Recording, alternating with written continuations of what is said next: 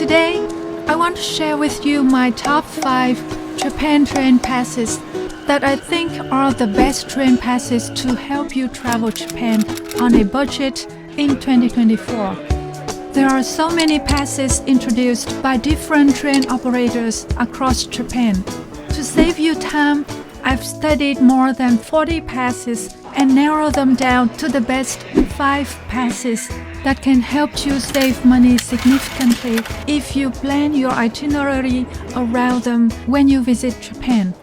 For each of the selected passes, I'm gonna give an example of places to go and compare the normal ticket price to the pass price, just so you have an idea of how much you can save.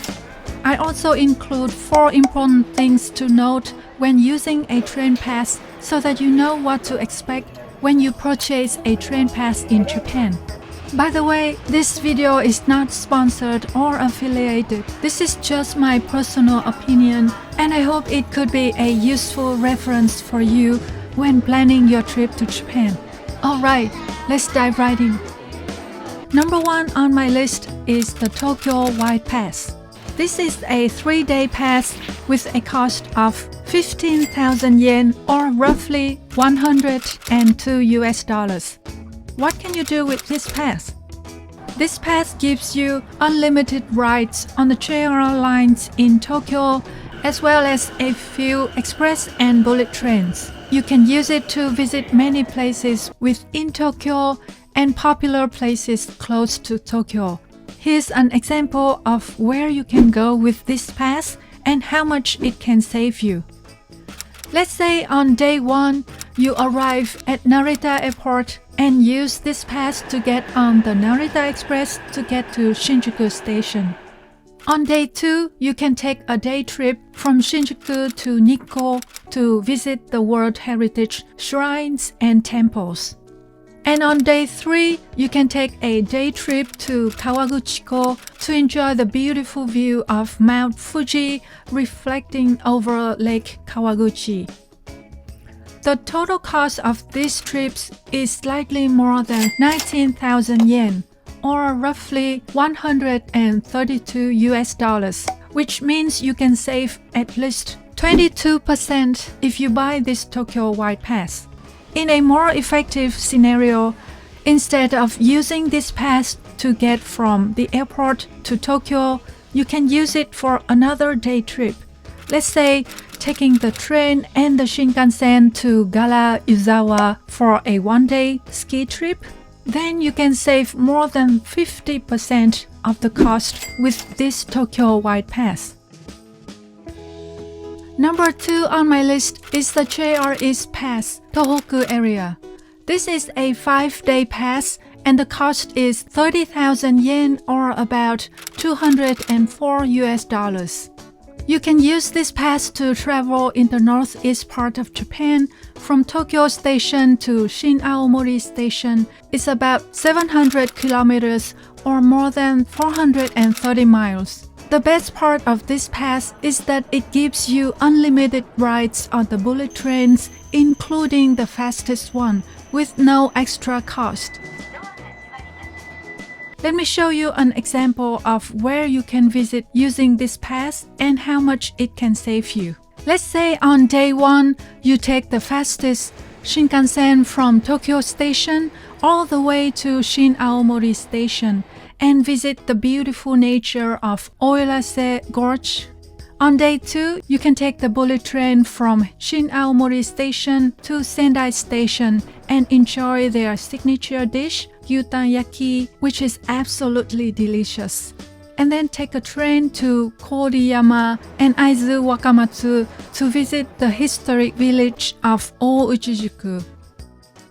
On day 3, take the Shinkansen to Yamagata Station, try one of their most popular soul foods, Yamagata Abura Soba, a kind of dry ramen, which is super delicious. And then go to Mount Zao to see the snow monsters. After that, you can take the Shinkansen to go back to Tokyo. On day 4, you can take the express train from Shinjuku to Nikko.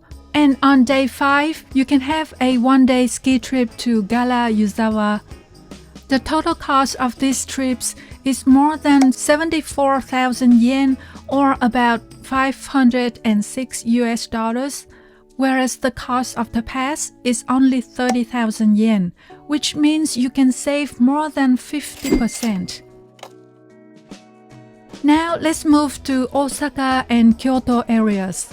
Oh, and before that, if you find this video helpful, don't forget to hit the like button and consider subscribing to my channel to help me continue to create more videos like this.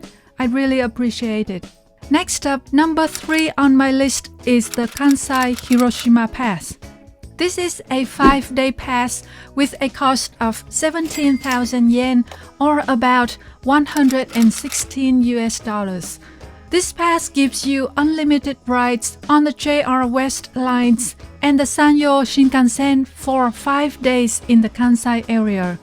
There are so many things you can do with this pass because not only does it cover Osaka, Kyoto, Nara, and Hiroshima, it also gives you access to other amazing places like Okayama, Himeji, Kobe, Tottori, and even to the capital of Udon, which is Kagawa Prefecture. If you plan to discover the western part of Japan, definitely check out this one. Here's an example of where you can go with this pass and how much it can save you. Let's say on day 1, you arrive at Kansai International Airport and take the express train to Kyoto Station and spend day 1 and day 2 in Kyoto. This pass won't be able to save you a lot of money during the time you are in Kyoto since you may have to use the local city buses most of the time. On day 3, you can visit Nara and the beautiful Himeji Castle in Himeji, and then take the bullet train to Hiroshima. On day 4, you can take the train from Hiroshima Station to Miyajimaguchi Station to visit Miyajima. After that, take the Shinkansen to Shin Osaka Station and spend day 4 and day 5 to explore Osaka. And on day 5, you can take the express train from Osaka to Kansai International Airport. The total cost of these trips is more than 32,000 yen or about $220, whereas the cost of the pass is only 17,000 yen or $116, which means you can save about 47%. Number 4 on my list is another pass for Osaka and Kyoto areas, and that is the Kansai Mini Pass. This is the cheapest pass on my list this time.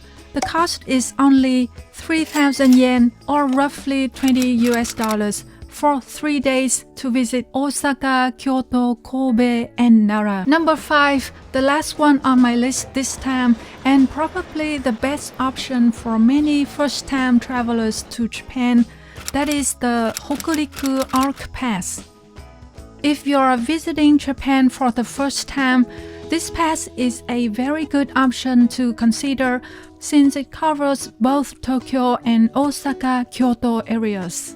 This is a 7-day pass and the cost is only 25,500 yen or about $173. Here's an example of where you can go with this pass and how much it can save you. Let's say on day 1 you arrive at Narita Airport and use this pass to get on the Narita Express to get to Tokyo Station. On day 2, you can use this pass to explore Tokyo, going to Shibuya, Shinjuku, Ikebukuro, or Ueno Station. On day 3, take the Shinkansen to Kanazawa Station and then take a bus to visit Japan's most beautiful villages in Shirakawa-go. On day 4, take the express train to Kyoto Station and spend day 4 and day 5 to explore Kyoto. On day 6, you can use this pass to visit Nara and Osaka. And on day 7, take the train and Shinkansen to go back to Tokyo. The total cost of these trips is about 50,000 yen or about $338, whereas the cost of the pass is only 25,500 yen, which means you can save about 48%. There are 4 things worth noting about these train passes. Number 1, where can you buy these passes? You can buy these passes online directly from the JR official websites before you come to Japan, or you can buy after you arrive in Japan at JR travel offices, at the airports, or at some major stations in the city. Number 2, you only get the pass after arriving in Japan, even if you buy it online before you come to Japan. If you buy a pass online, what you get is something like a voucher. And then when you arrive in Japan, you bring that voucher and your passport to a travel office of JR or at some special ticket vending machines that have the passport readers, and exchange for the actual pass that you can use. I have no idea why, but that's how it works, so just keep that in mind. Number 3, if you use a normal train or a commuter train, you can just use a pass to get on those trains. No extra work is needed. But if you want to board an express train or a bullet train, you need to use the pass to reserve a seat at a vending machine or a ticket counter, unless they have non-reserved seats on the trains. Number 4, given the so diversified transportation system in Japan, a train pass won't be able to cover all of the transportation means in an area for you. For example, you may need to use subways in Tokyo, Osaka, or you may need to use the city buses in Kyoto in addition to the pass. So it may be a good idea to have an IC card during your time in Japan. The IC cards for visitors are free of charge. Top up the card and let it pay for the subway and bus fares automatically and save you lots of time and headache. Just don't top up a lot of money to an IC card for visitors because it's only valid for 28 days and you will lose your money if you don't use it up before that. So there you go. These are the 5 best train passes to save money when traveling in Japan, in my opinion. Do you know any other options that you want to share? Please let me know in the comment section below. Please check out the official websites of these passes for all the details and the latest price and updates. Links in the description below this video. Again, I'm not affiliated or sponsored by any of them. This is just my personal opinion, and I hope you found some useful information here. Thank you so much for watching. Until next time, take care and have a nice day.